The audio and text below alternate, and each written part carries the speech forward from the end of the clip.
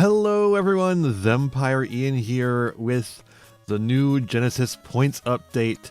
That's right, Genesys has had an update finally, and we're going to look at those. I'm very excited for this because Genesys format is my current favorite way to play Yu-Gi-Oh!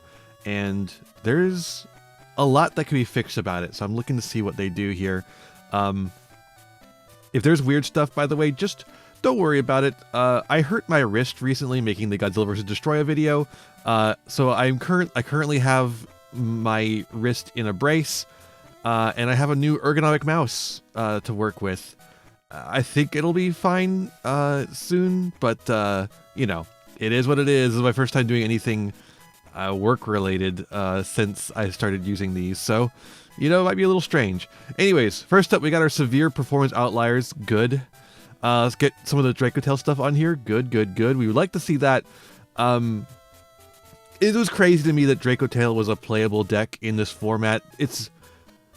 Why was this not pointed into the sun? It is pretty pointed. It's just like it needed to be way more pointy than it was currently.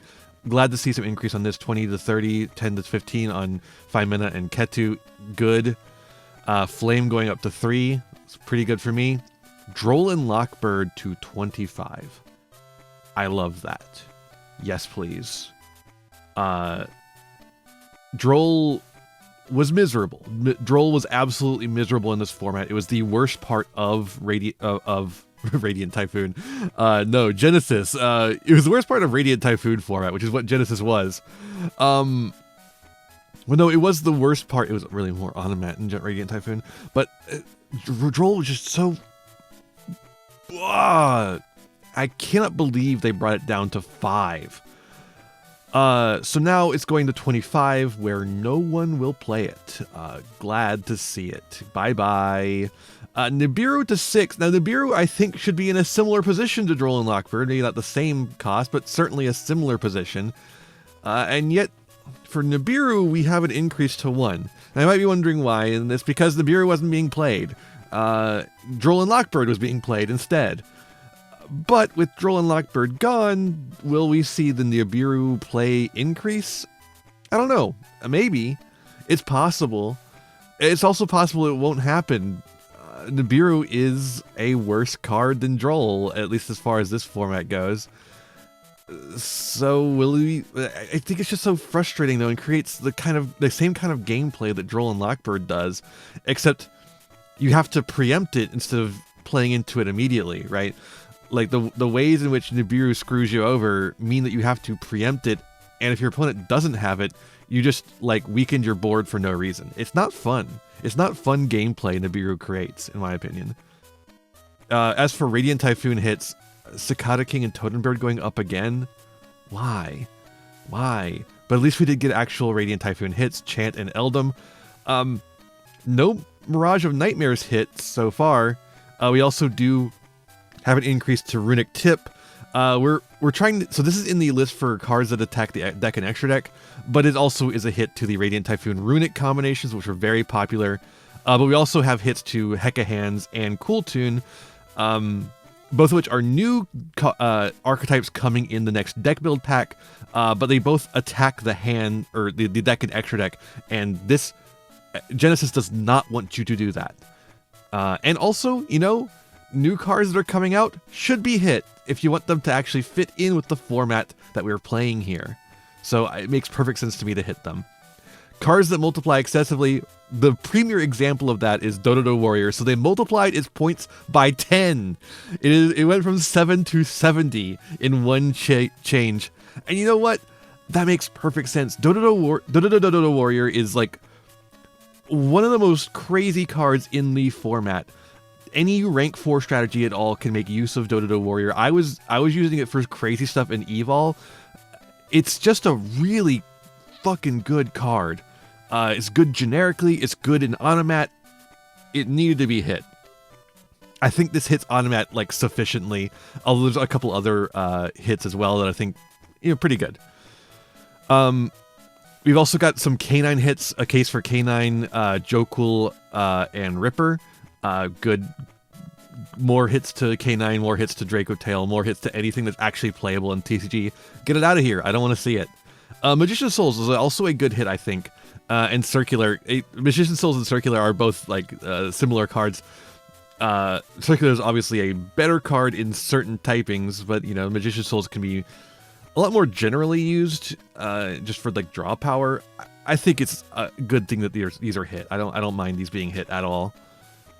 Cards that insulate turn 1 combos with you got Therian King, Regulus, Crossout Designator, and Rafflesia. Good. Stop. Just stop. Regulus. Regulus is like such an obvious good card. I can't believe it wasn't hit before. Crossout Designator and, you know, Call by the Stuff and stuff like that should never have been printed, much less in Genesys format. Hand Trap should resolve. And Rafflesia is an interesting one used by rank 4 toolboxes to send Gravedigger's Trap Hole. And that shit sucks too, so get it out of here.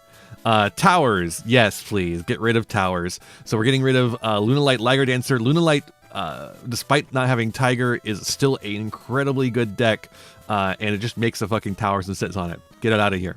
Rongo Nimiad, why not to 100? Like, why are we making it to 68 instead of just going all the way to 100? Who wants this card in the format? Not me. Super Quantum Mech King, Great Magnus.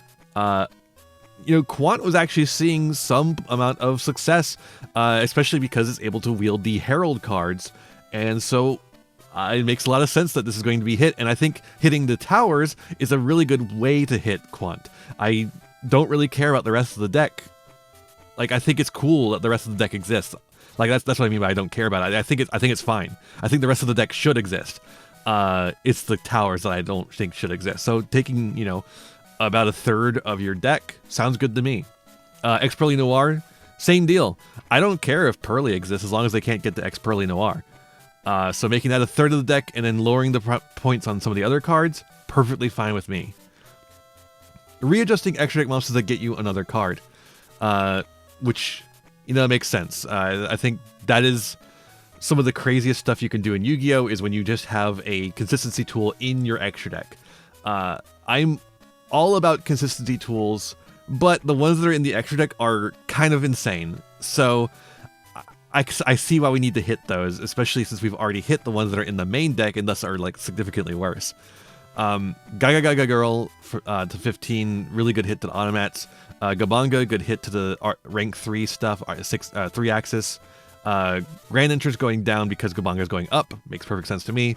Punk Jam Drive, good. Galaxy Photon Dragon, this is played a lot in rank 4 stuff, to just search Tachyon stuff, good. Nash, kind of unnecessary at this point, but sure. Zenmaity going down though, and Wind Up Hunter going up. So that actually gives a lot of stuff to the 3-axis deck while taking away the Gabanga. I think that's interesting. So it's like, you know, which one do you want to do? Do you want to do goblins, or do you want to do wind-ups? Like, you probably still want to do goblins, but, you know, and then Wind Up Hunter going up because you don't want to have Hunter loops legal, even if they wouldn't be particularly good. And then Alambertian. Alambertian is such a crazy card. I can't believe it wasn't pointed already. Themes that weren't tempting. That's a funny name for it. Centurions. Yeah, nobody was playing Centurions. Bring the points down with 1 point on Trudia. Cool. Ninjas just going down to 0. Play the fucking ninjas. Damn it. Snake Eyes stuff. Sinful Spoils. Deception of the Sinful Spoils going up, and Snake Eyes and Poplar going to 0, which means you can play Ash and Poplar and the one, I believe it's 100 points, Sinful Spoils, original Sinful Spoils, which is a huge boon for any deck that relies on a level 1 fire monster. Just massively increases their ability to access that card. Beautiful. I love that. I think that's perfect. A perfect way to do it, because it just means you can use the Snake Eyes stuff to do your fire combo, but it's going to take up all of your points. I think that's a perfect use, because of the way original Sinful Spoils is such a powerful card, but also is a really good consistency tool. You point it that way so that it can be a consistency tool in the exchange for like all of your ability to do any non-engine. But it's like not going to be good for making like a Snake Eyes deck, because there are still other things in the deck that are hit. I think that's perfect. Hidden City is 0, like nobody was playing Subterror. It's fine. Chaos Dragon Legionnaire to 0. Yeah. Dragon's Light and Darkness, sure. Asceticism of the Six Samurai, Shin's Dojo, whatever. Bringing down some Voiceless Voice, good. Bring down the Dear Servant, that's interesting. I gotta see what I can do with that, because I had some lists that had the Dear Servant in it. Lady Lab going up so we can bring down the Welcome Labyrinths. That's good. It means less points overall for Labyrinth. Philia Regis to 10 so that we can bring down Shio, Lady's Dragon Maid Tidying. Good. I like that a lot better. Again, I think this is showing some amount of moving the hits to the end board pieces. Not the Dragon Maid one specifically, but like overall, it seems like we're moving points to the end board pieces and away from the consistency tools. Sorceral Emergence to 10 and Moye to 0. So I think somebody in their testing group, and you can see Tenyi Spirit of Shunna and Denglong versus the Yangzing in charge.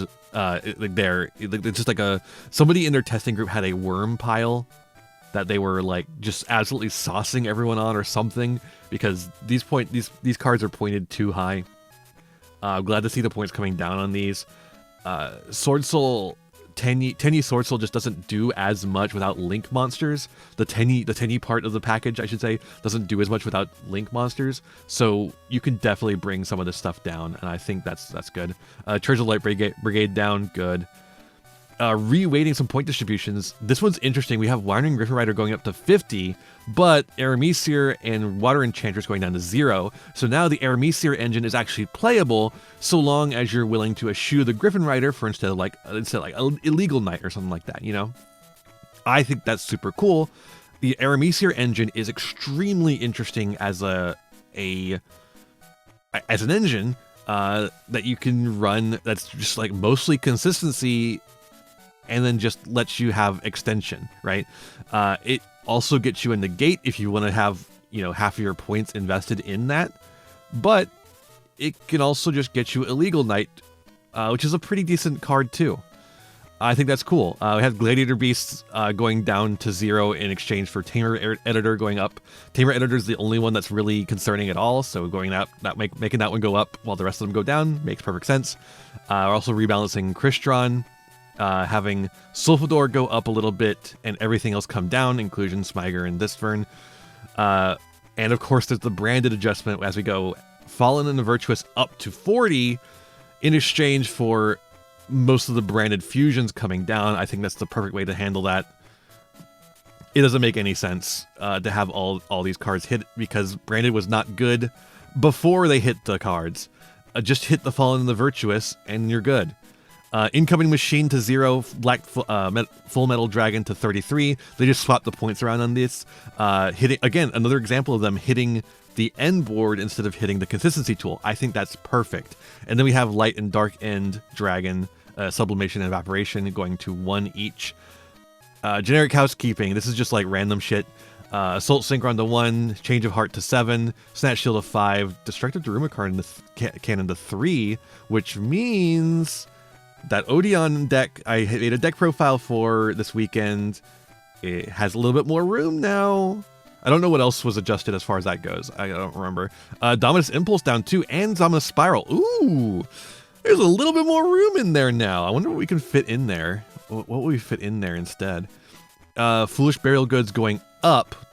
That does unfortunately make sense to me. That is going to have to require an adjustment on my end, though, for a deck I'm preparing.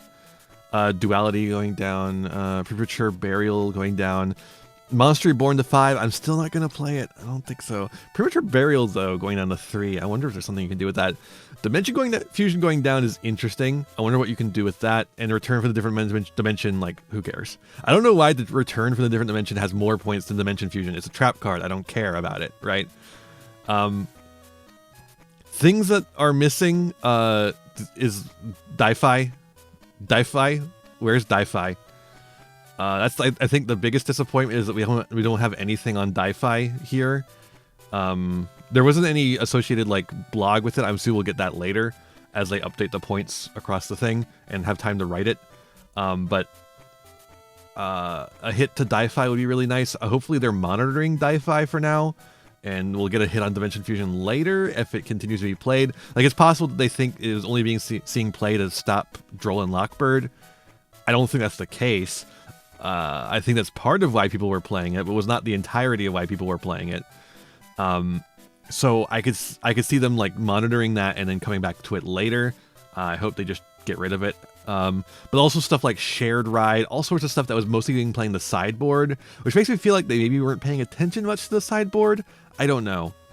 There's a lot of like annoying ass sideboard cards that are just not addressed here at all, and I would like to see them addressed. Hopefully in the future.